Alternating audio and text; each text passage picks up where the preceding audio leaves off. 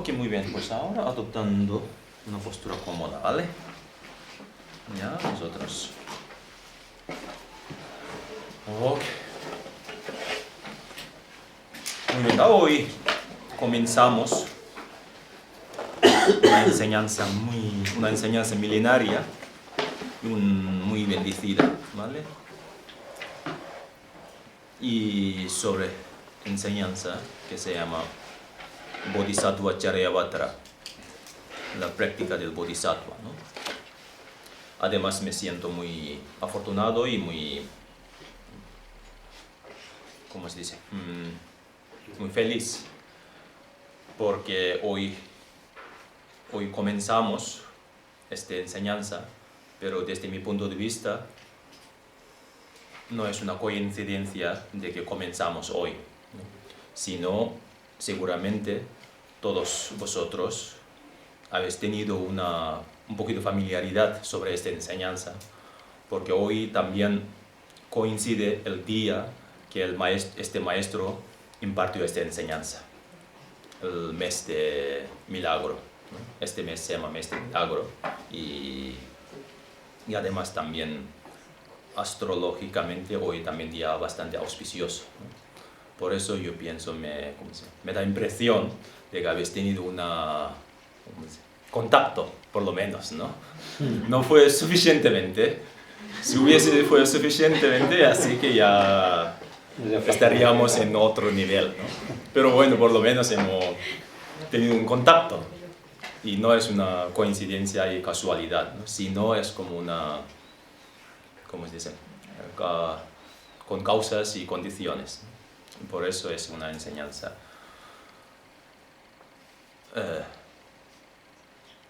y por eso hace unos años la gente estaba muy preocupada para que el 2012 sería un gran cambio, ¿no? Entonces, para nosotros es un gran cambio para que nos puede practicar una enseñanza tan preciosa, ¿no? Además, coincidiendo el maestro que impartió y nosotros comenzamos esta enseñanza ese mismo día. Ok, por eso también es muy significativo, ¿no? Y este maestro que se llamaba Shantideva, Shivaha.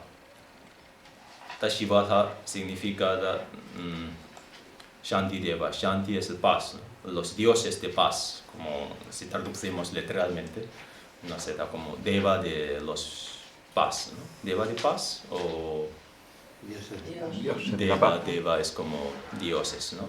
Shivaha se llamaba. Y él estuvo en India en el siglo VII. Sobre todo en este libro está bien escrito sobre su biografía, este maestro, ¿no? Cómo es. Pero hoy, en el siglo VII, yo creo que en los estudios modernos y cultural modernos es muy importante el tiempo y el espacio, ¿no? Todos sus estudios basados en el tiempo y el espacio tienen que medir según el tiempo y según el espacio, ¿no? Por eso,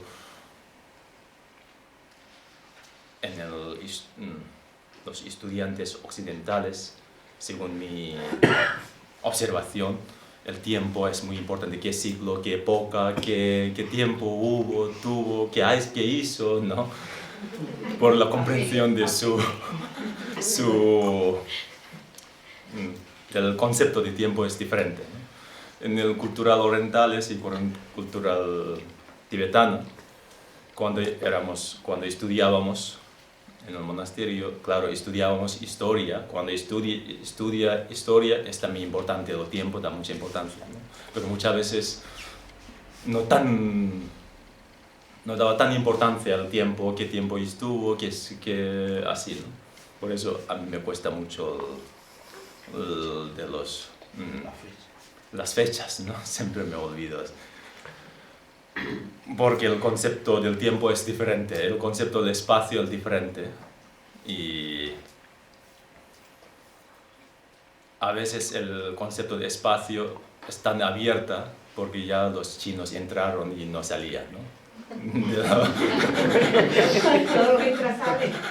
que entraron y ya no sale, y establecieron aquí. En la cultura occidental el espacio es muy importante, ¿no? Ni voy a compartir, no me voy a permitir entrar, ¿no? Así que voy a mantener mi espacio firme y ¿cómo se dice?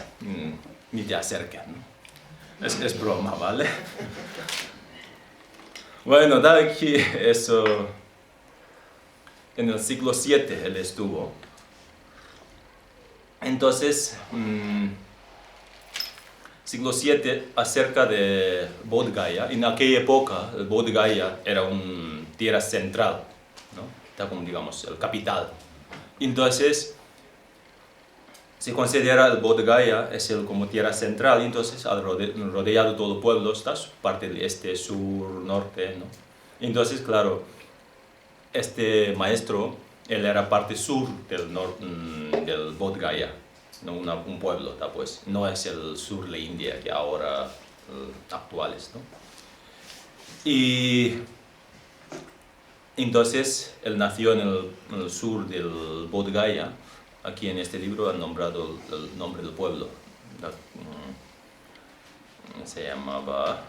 ¿Cómo se llamaba? Aquí dice. País llamado Saurashtra. Saurashtra, no sé, eso es ya pueblo antiguo, ¿no? Porque hoy en día no lo sé. Y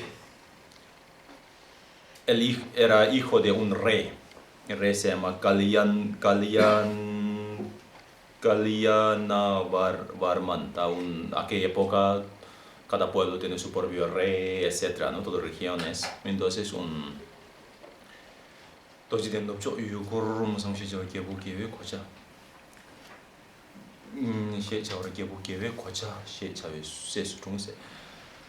entonces significa ¿cómo se llama? Su padre se llamaba Kalyanavaraman, significa armadura de paz, como defensor de paz, ¿no? Defensor de la paz. Defensor de la paz, el nombre del rey que se llama defensor de la paz. Y su padre se llamaba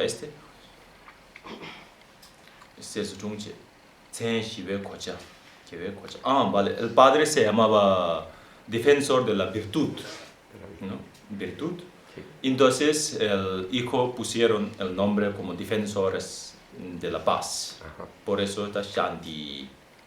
En el principio se llamaba Shanti, como eso, defensor de la paz, Shanti Kocha. No era Shanti Deva, sino Shanti como Shive Kocha, defensor de la paz. Desde pequeño, está claro, el estudio de todos los estudios, la arte, ¿no? Está como idioma, en aquella época, todos los estudios que corresponden a aquella época. Y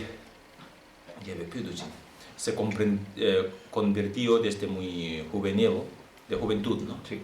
Y muy buen estudiante y bastante erudito. Y manifestó Buddha Manjushri, Buddha de la sabiduría. Él percibió también Buddha Manjushri. Entonces, después, a lo largo del tiempo, pues se murió su padre, se falleció su padre, ¿no? Entonces, él le correspondía a, ¿cómo se llama?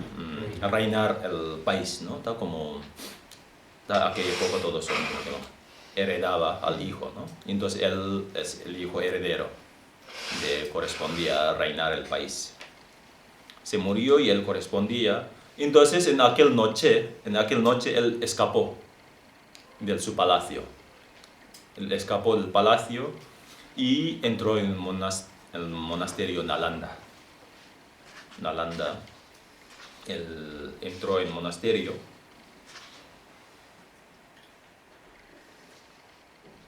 y se hizo monje en el monasterio ante un abad, ¿no?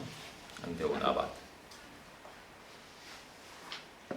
En mucha historia del budismo, muchos maestros que han manifestado, antiguamente manifestaba como príncipe, ¿no? Buda también era un príncipe, Shantideva era un príncipe, Nagarjuna también era un gran hijo de comerciante, ¿no? Hijo de como que tiene mucho, poseía tiene muchos bienes materiales, Atisha también, pero ellos renunciaban todos los bienes materiales.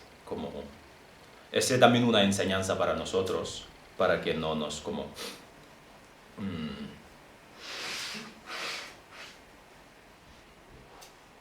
si desear la felicidad verdadera o auténtica, entonces los bienes materiales no nos puede producir y no nos puede transmitir, ¿no? Pero ahí también, más allá de las materiales, hay una felicidad espiritual. Por eso ellos poseían de una manera muy, ¿cómo dice? Sin obsesiones, sin dedicar muchos esfuerzos, siendo un príncipe, pues por su nacimiento tenía una herencia bastante elevada, ¿no? Pero aún ellos consideraban todo esto como unas distracciones. Muchas veces, claro, son importantes, pero muchas veces cuando uno posee muchos bienes materiales y distrae mucho. Así pierde la oportunidad de desarrollar sus caminos espirituales, ¿no? Por eso nosotros tampoco tenemos que preocupar. Nosotros bastante renunciado desde el principio, porque no hemos, desde luego ahora en esta época de crisis, no hemos renunciado ya, ahora ya tenemos un nivel de renuncia bastante elevado, así que tenemos que alegrar.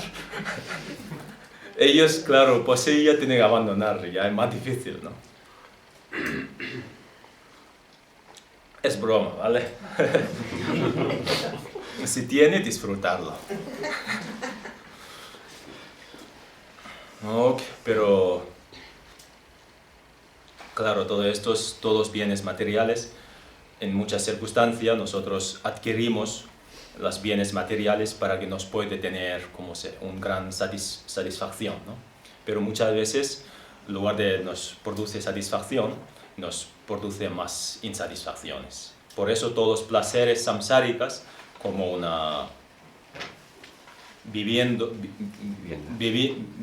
beber, ¿no? Bebiendo agua salada. Si tienes sed, cada vez que tú tomas agua salada te produce más sed. De igual manera, todos los placeres samsáricas, cuando nos acercamos, que nos puede producir con el motivo de búsqueda para que nos puede producir más placeres, ¿no? Pero en realidad nos da más insatisfacción. Entonces, claro, al final nos agobiamos en placeres, ¿no? Por eso este maestro que impartió esta enseñanza también era un príncipe y al final él abandonó sus palacios y todas las riquezas materiales y le convirtió en un gran yogi, ¿no? Entonces este abad le puso como nombre de Shantideva. Era un defensor de paz, ahora es ya defensor de, ¿cómo se dice? Dioses, deidades del paz, deidad de la paz, como así se convierte Shiva. Y se estudió los 3 Pitakas, Pitaka de Vinaya Pitaka, la enseñanza sobre la disciplina moral, y enseñanza sobre el Sutra Pitaka, sobre la concentración, enseñanza sobre el Vinaya Pitaka, Sutra Pitaka, Abhidharma Pitaka, ¿no? Enseñanza sobre la sabiduría, enseñanza sobre la concentración, las 3 enseñanzas principales, y estudió, y se convirtió aún más, ¿cómo se dice? Más completo, ¿no? Tenía todos estudios del arte y ahora tiene estudios espirituales. Y recibía enseñanzas directamente con el Buda Manjushri, ¿no? Recibía enseñanzas directamente. Pero en aquella época, en el monasterio también hay monjes que aburridos, ¿no? Y necesitaba conflictos.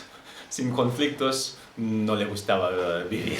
Como hoy en día aquí también, ¿no? Hay mucha gente aburrido y ya siempre buscaba conflicto. Entonces, porque este maestro era un maestro muy humilde, aparentemente no aparentaba de ser eruditos. Siempre muy humilde y era un gran erudito, pero no aparentaba. Entonces hay unos monjes que ya pensaban, oh, este es un imbécil, ¿no? Imbécil, y ¿cómo se llama? Pusieron un modo, ¿cómo se llama? Un mote, ¿no? Un mote que tenía capacidad de discernir tres nada más. ¿Cuál? Comer, dormir y cagar. Por eso ellos pensaban que, claro, él no aparentaba tan humilde y no aparentaba de ser tan erudito. Entonces ellos pensaron que, claro, era un imbécil, que solo nombraba de esta manera, de este nombre, ¿no? Tres discernimientos. ¿Cuáles son? Esos tres: comer, dormir y cagar. Entonces ellos pensaban que, claro, era un gran insulto para el monasterio. Se mantiene de este monje en el monasterio. Porque en aquella época Nalanda es como una universitaria, ¿no? Nalanda es uno de universitario una universidad más antigua del mundo, ¿no? Que tiene 2000 años, más de 2000 años. Entonces es una universitaria monástica, ¿no? Pero en aquella época. Entonces los monjes dijeron que, claro, decidieron. Y claro, si mantiene este monje en el monasterio, es un gran insulto para nuestra universidad. Que en nuestra universidad vive tan imbéciles, ¿no? Que no estudian ni nada. Entonces, coincidiendo este mes, ¿no? Este mes, según el calendario lunar, este mes es un mes que se llama mes de milagro, porque en este mes Buda hizo muchos milagros como para enseñar, ¿no? Entonces, los monjes mayores turnaban a recitar sutra en la asamblea, ¿no? Cuando reunía y recitaba sutra.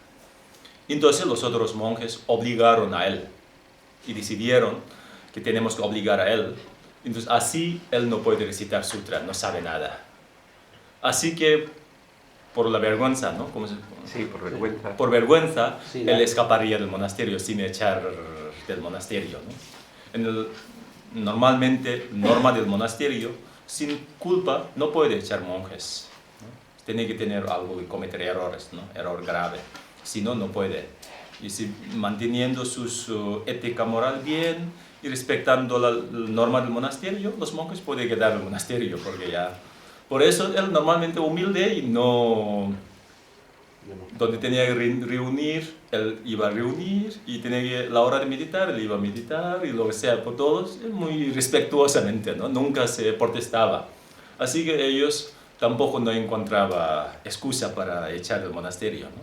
Entonces, claro, buscaron una excusa, obligaron para recitar un sutra. Entonces obligó y él dijo, obligaron, vale, sí, ya me toca, yo voy, ¿no? Voy a recitar.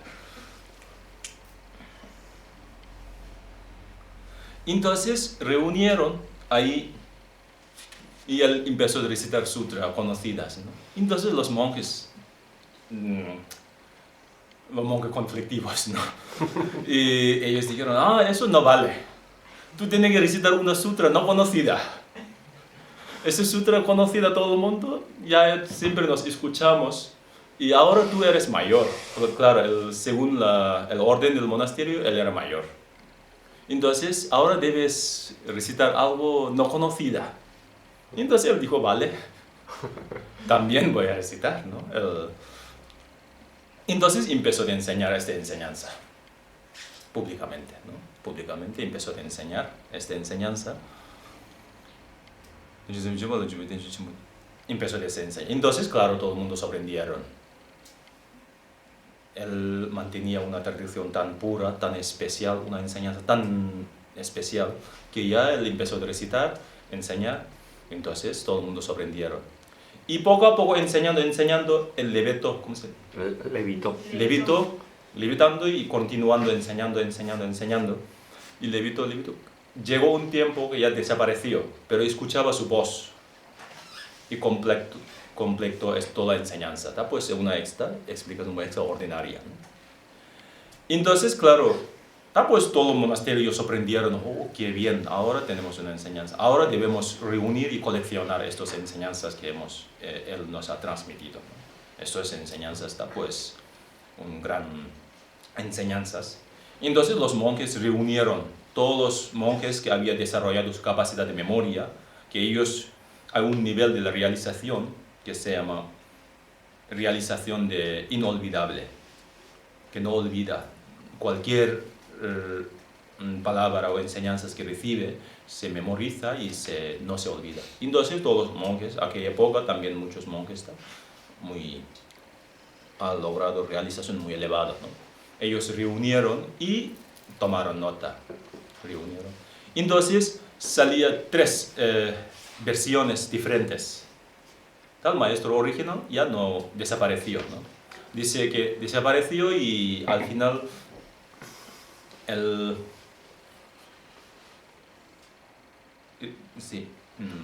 se fue al sur de India y ahí se hizo en una cueva meditando, y en el monasterio encontraba 3 versiones diferentes. Una versión que salía después de tomar nota, las enseñanzas salía 700 estrofas. Un grupo de monjes que sale, nosotros, ¿no? Según nuestra versión, sale 700 estrofas. Y otro, 1000. Y otro, más que 1000. Salía más que 1000, ¿no? Más de 1000. Entonces, claro, salía 3 versiones diferentes. Entonces el monasterio, claro, era un gran maestro. Así ellos empezaron a buscar dónde estaba, ¿no? Dónde estaba. Entonces ellos descubrieron que estaba en el sur de India. Y le consultaron, tal cual nosotros sale 3 versiones diferentes. Uno sale 700, otro 1000, 1000, otro un poco más que 1000. ¿Cuál será más correcta? Le consultaron. Entonces él dijo, la más apropiado es el que tiene 1000 estrofas. Tiene 1000 estrofas, ¿no? Y después el monasterio, claro, le preguntaron, ¿hay otras enseñanzas que tú hayas escritos, ¿no? ¿Qué enseñanzas? Por favor, danos. Claro, era una gran universidad, necesitaba muchos, asignaturas, ¿no? Para que facilita el estudio de los monjes y monjas. Entonces él dijo, ahora he escrito otro texto, que este texto escondido sobre donde él vivía en su habitación, ¿no? Cueva. Sobre cueva, ahí en el entretecho, he escondido un texto. Este texto os puede servir en el futuro. Claro, ¿verdad? Entonces hay esto, y luego, claro, los monasterios, los monjes investigaron, buscaron y encontraron este texto.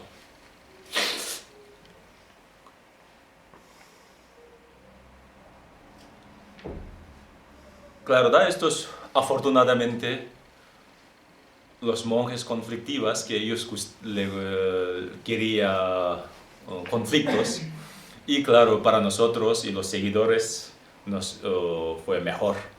Ellos no habían metido con él, entonces él mantenía su humildad y no enseñaría, ¿no? Por eso uno de,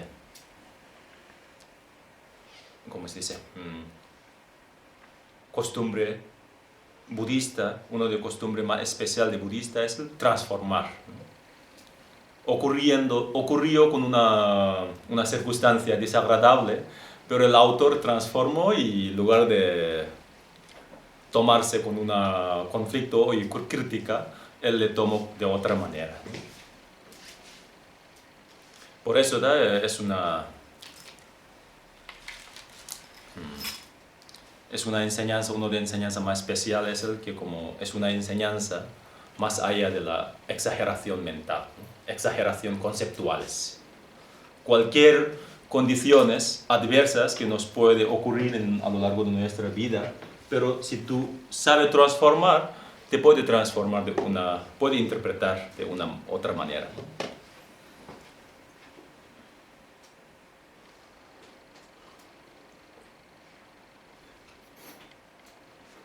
hay una historia en el Tíbet, un hombre,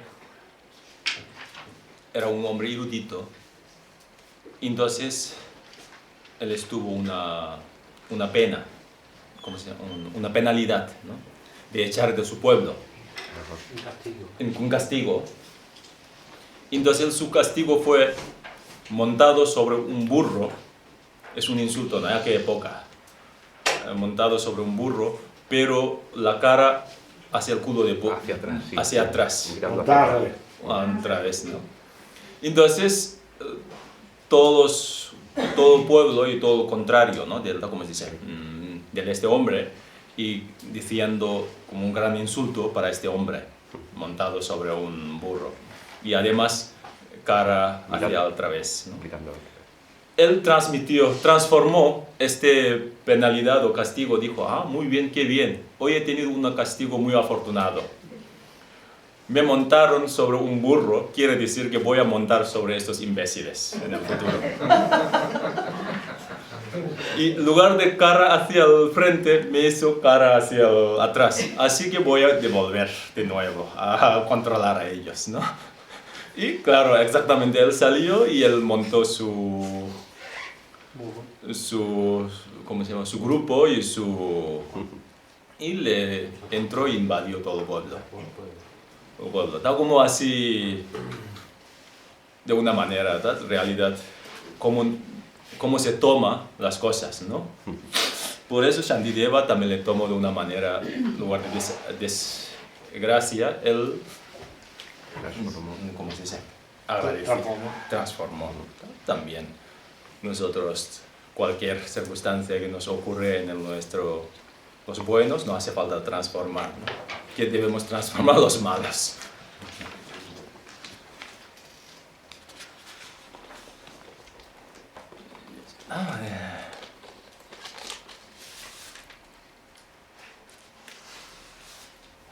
Entonces, desde entonces, este texto, ¿tá? Pues un texto muy...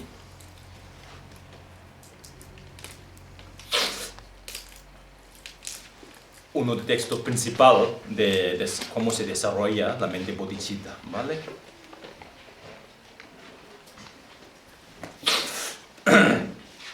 Ok, ahora el título de este texto, la explicación sobre el título de este texto. El texto se llamaba, en indio, en el sánscrito, Bodhisattva Charya Avatara, ¿no?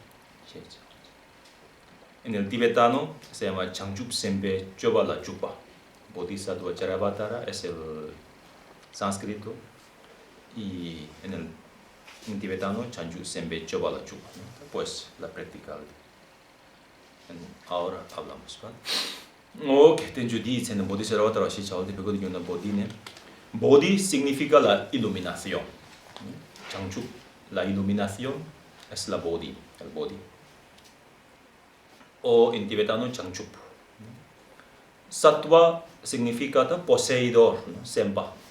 ¿Quién posee la mente de la iluminación? Es bodhisattva. Bodhisattva significa quien posee la mente de la iluminación, ¿no? Mente de la iluminación. Sattva es el como poseedor, ¿no? Sempa. Quien posee la mente de iluminación, sí. Sempa. Chara significa comportamientos o la acción. ¿No? Acción o comportamientos. Chara, ¿no? Sí. Avatra significa aplicar o pues, realizar. Aplicar o realizar. Por eso en español, ¿cómo quedaría? Poseedor, la mente, no sé. Empieza al revés, tiene que empezar por el final. Final, ¿no? No sé, como realizar ¿Cómo aplicar el comportamiento de los poseedores de la mente la iluminada? mente iluminada? ¿Cómo Práctica hacer? de ¿Cómo? Sí, sí. Acción. La práctica, Ah, acción, práctica, pues, charya, ¿no? Comportamientos. aplicado a practicar. Sí. Aplicado a practicar. Bueno, así se dice. que realiza la práctica de la iluminación. Esta realidad está diciendo cómo se practica lograr la iluminación a través de estos comportamientos, ¿no? Como así, en el título, a través, ¿cómo? Métodos para... Métodos, sí, para- métodos para sí, cómo se logra la iluminación, ¿no? Método para lograr la iluminación. La iluminación, ¿Ese sería el título del curso? título del curso, sí, ¿no? Sí. Método para alcanzar la iluminación. El método para alcanzar iluminación, ¿vale? Sí.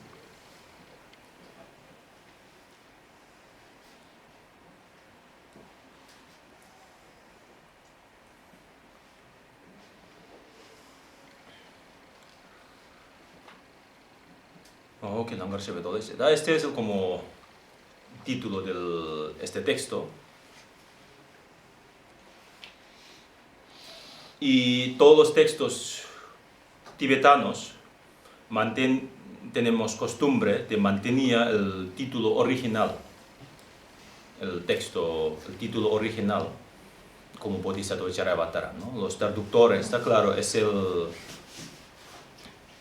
una enseñanza impartido en indio, ¿no? En el sánscrito, en lengua sánscrito, y mantenía todos los títulos originales.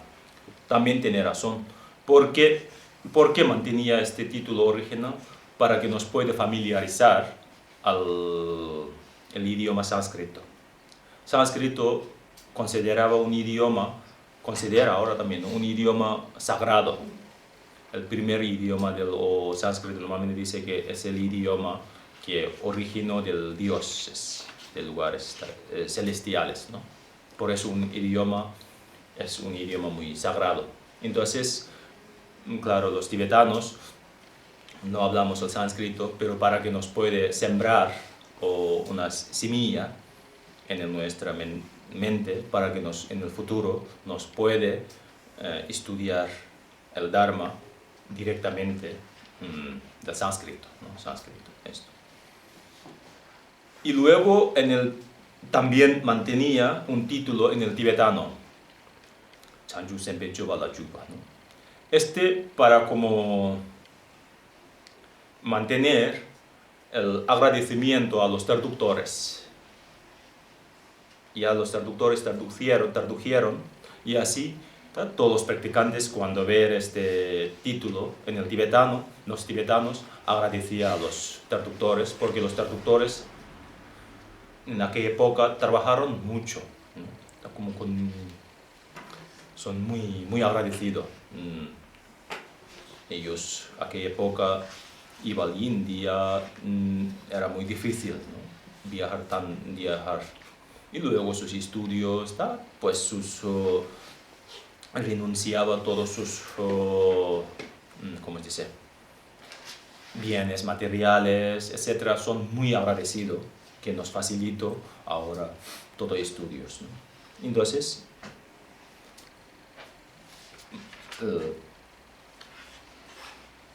esta costumbre en el futuro también sería buena mantener estas costumbres en ¿cómo se dice? El mundo occidental, ¿no? Que desarrollando el budismo, los budistas occidentales también es muy, como los budistas occidentales como tercera generación. La primera generación fue el indio, segunda generación, bueno, digamos, los tibetanos. La tercera generación está, pues, occidentales, por ejemplo, los practicantes budistas españoles tiene, como digamos, 3 generaciones, ¿no?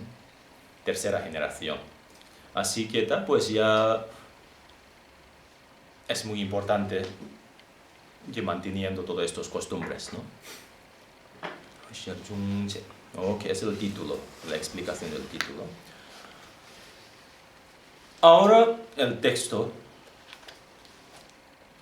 de esta enseñanza.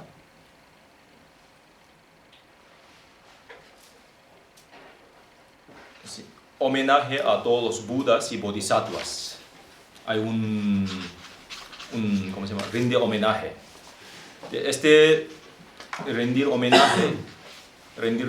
Los traductores rindieron homenaje ante los budas y bodhisattvas. No pertenece al texto original, ¿vale? El texto original no tiene ¿cómo se llama? Estrofa o esta línea. Esta línea añadieron los traductores tibetanos. Los traductores se llaman Lotzawa. A aquella época los traductores no solamente está ¿cómo se llama?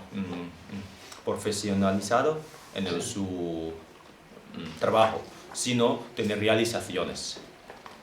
Ellos son también grandes maestros. Todas las enseñanzas que ellos tradujeron, ellos habían realizado todas las enseñanzas, no solamente por saber el idioma. Por eso se llama Lotzawa. Entonces ellos rindieron homenaje a los bodhisattvas, los budas y bodhisattvas, ¿no? ¿Con qué motivo, no? Entonces, el mejor objeto de homenaje son los budas, ¿no? ¿Qué significa budas? Buda significa, tiene dos sílabas, Buda, ¿no? O en tibetano, Sangye. Significa despierto y desarrollado, ¿no? Despierto y desarrollado. Buda significa. Muchas veces nosotros aquí traduce iluminado, ¿no? Iluminar es como la luz, ¿no? La luz es la iluminación, o la bombilla ilumina lo oscuro, algo así, ¿no? Iluminado es Buda. Significa despierto. ¿Despierto de qué? Despierto de todos los oscurecimientos. Todo está como oscurecimiento de los despierto de los dos oscurecimientos. ¿Cuáles los dos oscurecimientos? Oscurecimiento causado por engaño. Por engaño y oscurecimiento de la familiaridad de los engaños, ¿no? La impresión del engaño. Entonces, nota como realidad quiere decir superado de todos los oscurecimientos. No tiene ni engaños y no tiene ni impresión de engaños despiertos, ¿no? Y luego desarrollado. Desarrollado significa no solamente está despierto, sino tiene una percepción directa de los fenómenos, ¿no? Percepción directa de todos los fenómenos. Tiene la mente omnisciente, ¿no? No solamente, si fuera una casa, no solamente una casa limpia, sino una casa limpia y bien mueblado. Ya es más completo, ¿no? Bien completo. De igual manera, la casa interior de los budas, bien limpiado y bien mueblado. Nuestro, ¿cómo se llama? Hogar, sí. Hogar interior es ya bien limpio y bien mueblado, ¿vale? Amueblado. Amueblado, sí. Eso significa Buda, ¿no? Buda significa no solamente como percepción directa de los fenómenos. Los fenómenos. Entonces ellos rinden homenaje a los budas.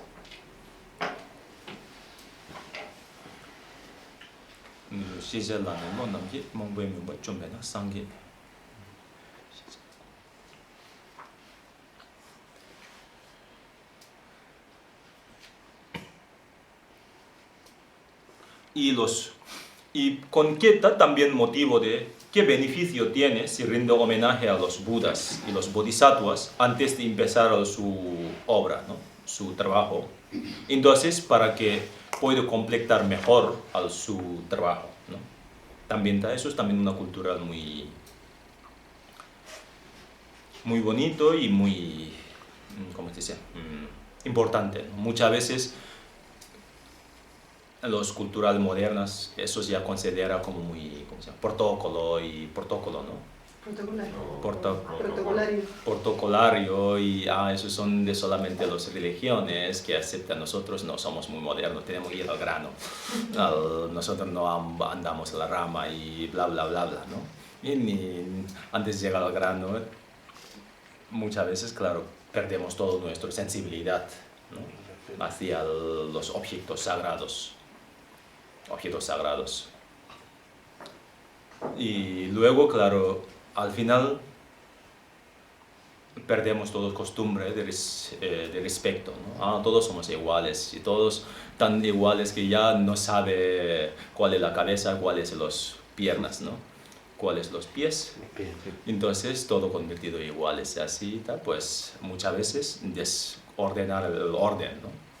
Por eso es también muy importante la costumbre de demostrar respeto y rendir homenaje. Y cada vez que rinde homenaje, una persona tiene capacidad de rendir homenaje a los otros y en realidad recibe más rinde homenaje a uno mismo, ¿no? Una persona no tiene capacidad de rendir homenaje a otro y el resultado es recibir más insulto. ¿Y por qué? Convierte más egoísta y más orgullo, ¿no? Más presumido. Al final, su propia actitud recibe más, ¿cómo se dice? Crítica y más insulto, ¿no? Menosprecio. Las personas en realidad muy orgullosos, muy presumidos, al fondo, ¿por qué se actúa de esta manera? Para los demás que me aprecian más, ¿no? Para que los demás me consideren soy importante, soy el poderoso, soy el hermoso, etc., ¿no? Y ya presume, y al final, claro, los demás, al contrario, en lugar de respeta, rechaza y menosprecia. Anda, que...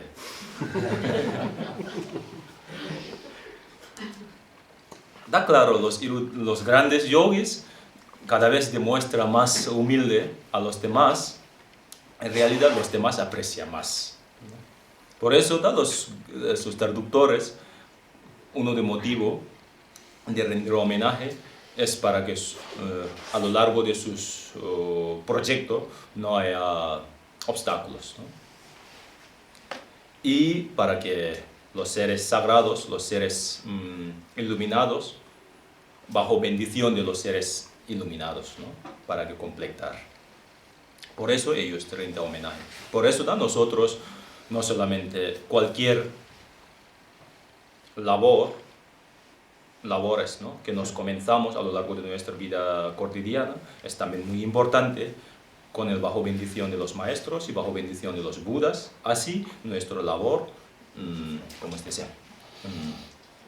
Tiene más posibilidad de completar,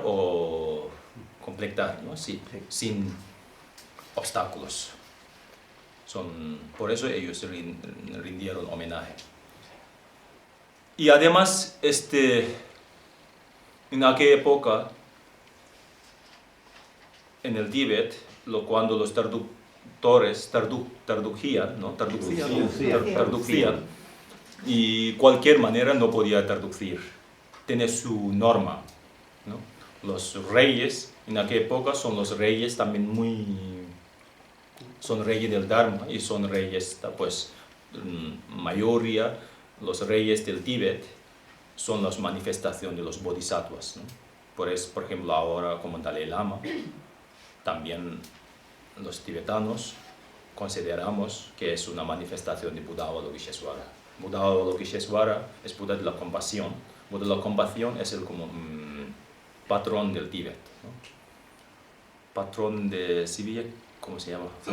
San Fernando. El patrón de España, Matamoros, ¿no? Se llama así, no critico, es de verdad, ¿no? Patrón de España. No es Matamoros, Santiago Matamoros, ¿no? Bueno, puede ser. ya tocando su ego. broma, ¿vale?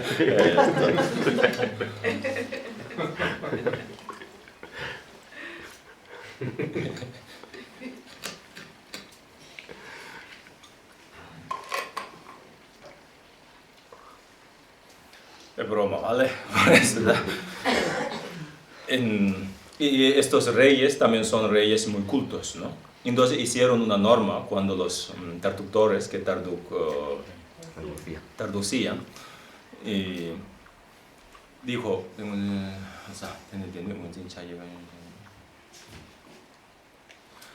todas las enseñanzas que pertenecen al Vinaya Pitaka sobre enseñanzas de ética, y cuando vosotros, los traductores, rinden homenaje, debe rendir homenaje ante el Tathagata, ante el Buda, no ante el Tathagata, solo Tathagata. Tathagata significa la mente omnisciente, ¿no? y todas las enseñanzas que pertenecen al grupo de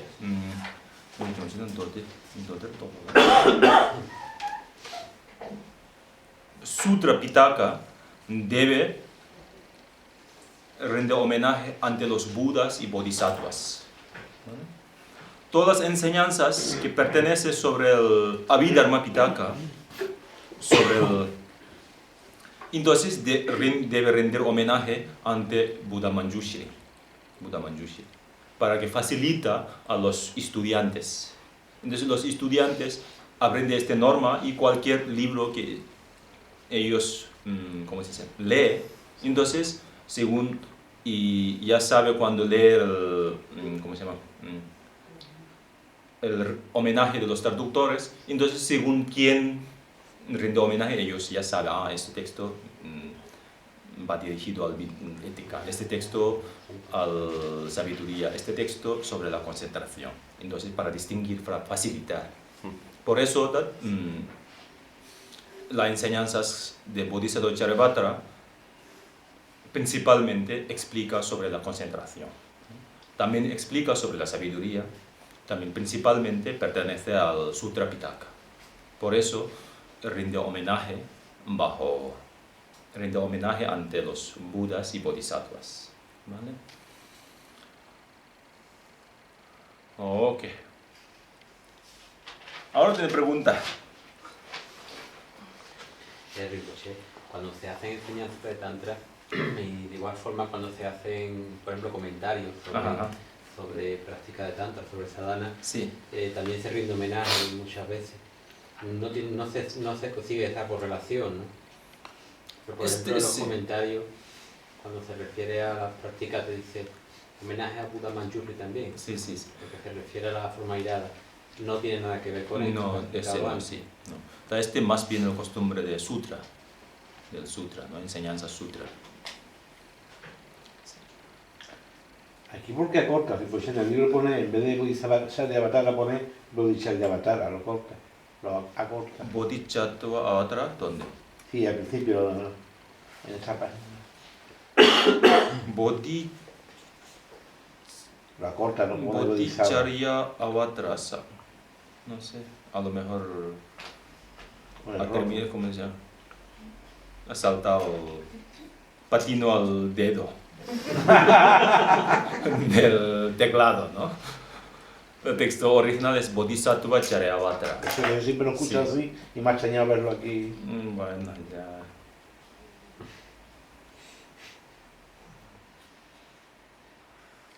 Como, no sé, falta, ¿cómo dice?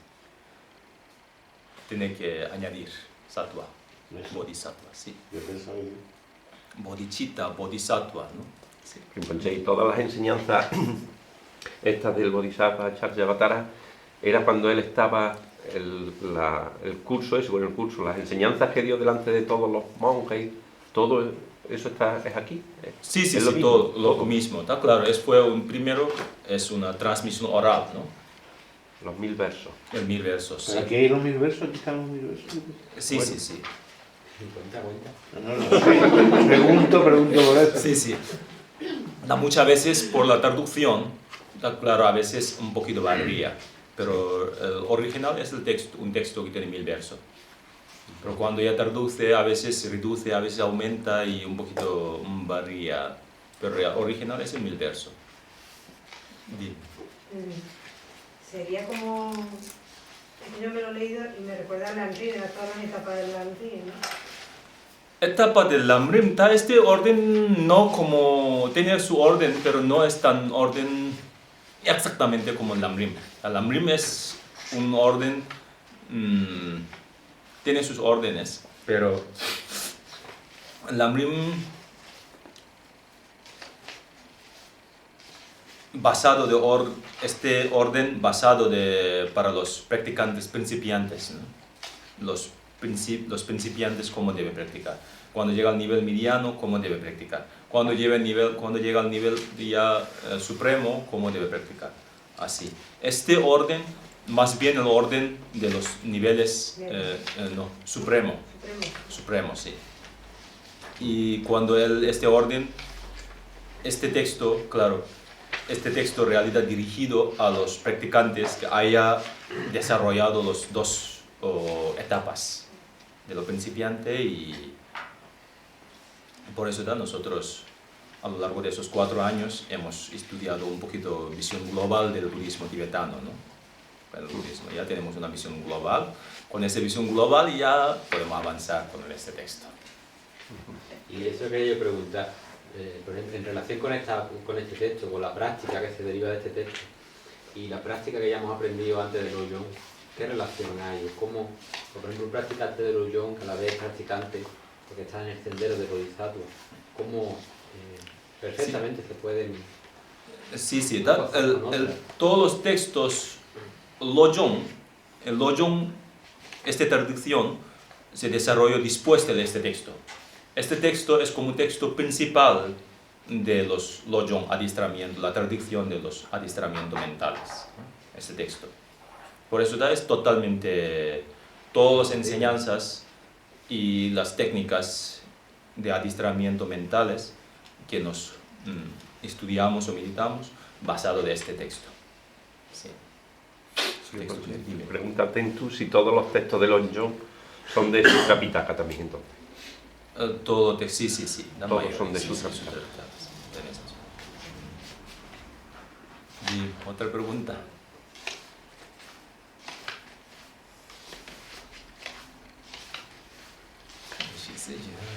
¿Tiene más preguntas o no? De la Nalanda continúa existiendo, quiero decir, el original, la universidad. Está claro, ahora hay un proyecto de recuperar la Universidad de Nalanda, pero cuando degeneró el budismo en la India y ¿cómo se llama? Destruyeron, pero ahora todavía conserva como un lugar sagrado, ¿no? Y desarrollo cuando, está claro,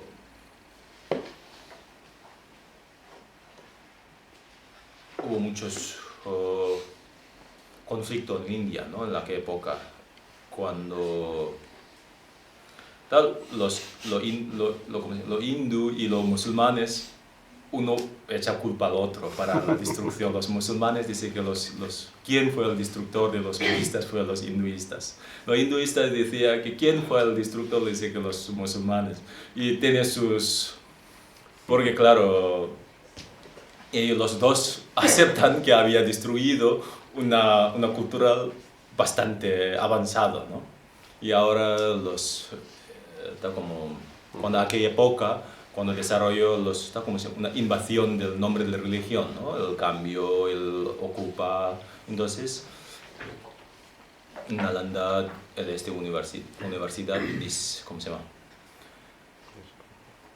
Hubo muchos, problemas, esta historia de Nalanda. Uno de los problemas fue, destruyeron por 2 mendigos. 2 mendigos, ¿cómo fue? Los dos mendigos entraron al monasterio a pedir, a mendigar, ¿no? Entonces había monjes pequeños, son traviesos, y metieron con los 2 mendigos. Estos 2 mendigos tomaron muy serio de estos que, ¿cómo se dice? Se sintieron ofendidos. Sí. Entonces los 2 decidieron y dijo, uno decidió para lograr el poder, la energía del sol. Y uno, mientras otro, adquiría la energía del sol, el otro buscaba la comida. Entonces durante unos 12 años, y este mendigo meditando a lograr la energía del sol, energía solar, y otro buscaba la comida, y el otro al final logró esta realización del logro, ¿no? Y cualquier su mirada emprendía fuego. ¿Emprendía o? Sí, ardía. Ardía. Entonces el monasterio ardió. Hubo este problema también. Y así, en aquella época ardió muchos monjes, murieron y, quemaron muchos textos.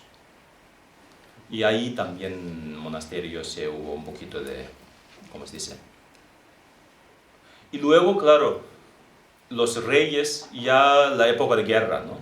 Un pueblo invadió otro, otro pueblo invadió otro, y entonces también monasterio le causó mucho daño al monasterio. Y luego también dice que la invasión de Turquía, ¿no? Una temporada Sí. fue el turcos fue muy...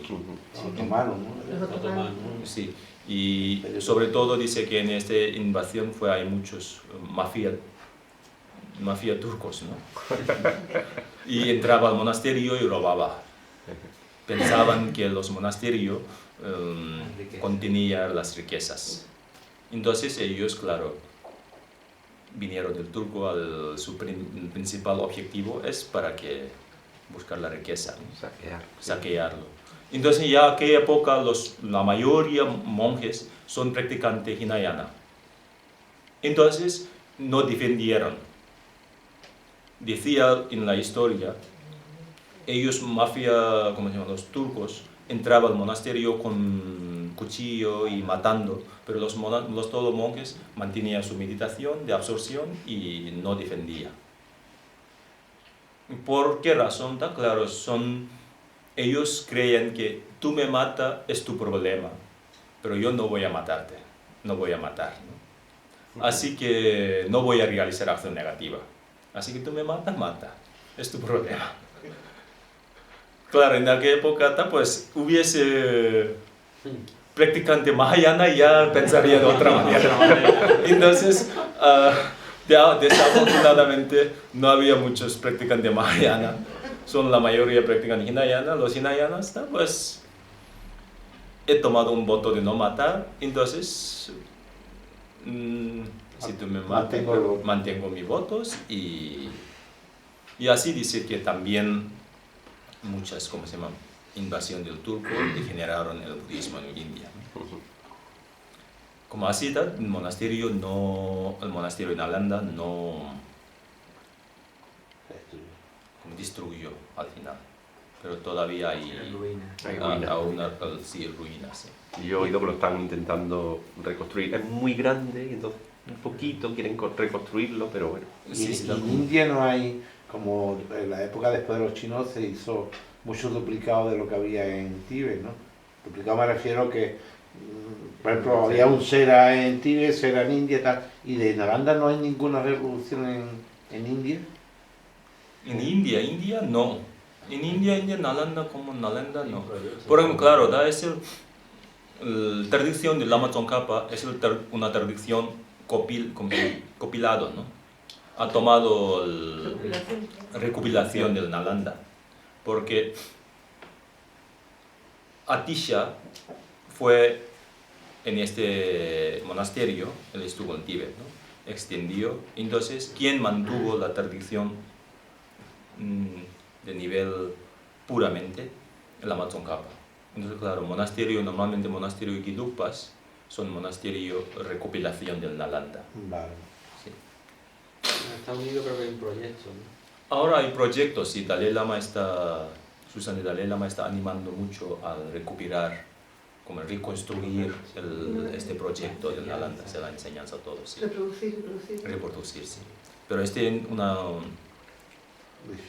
una universidad que tiene historia de más de 2000 años, ¿no? La construcción fue la época del rey Ashoka. El rey Ashoka tiene historia de como más de 2000 años, ¿no? Este monasterio se construyó por el nombre de Shariputra, el rey Ashoka, ¿no? Sí, el rey Ashoka fue un rey muy budista y un rey muy importante en la historia india,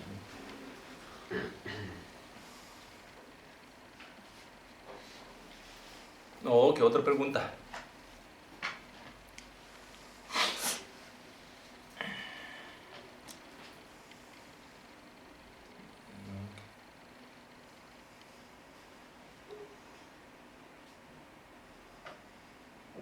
Si no tiene pregunta, yo creo que dejamos aquí, ¿no? Hoy. Vale. Muy bien. Sí, estamos. Día de Andalucía. Poner arriba la cuchara. Se escucha todo. Es mi Dios, ya lo pone arriba. Sí, sí. Muy bien, pues a partir de la semana que viene, entonces continuamos con este texto. Este texto es muy importante, además es un texto está muy relacionado con la psicología y nuestra vida cotidiana, no solamente desarrollo espiritual, ¿no? Sino de qué modo debemos tomar a nuestra vida, ¿no? Ok, muy bien. Pues ahora un poquito de meditación de, ¿cómo se dice? Todas las enseñanzas que hemos recibido y para que nos absorba en nuestra mente, ¿vale? Adoptando con la postura de meditación, intentar organizar todas las enseñanzas que tú hayas recibido, organiza bien y así te familiariza con esas enseñanzas, así tú puedes aplicar en vida cotidiana, ¿vale?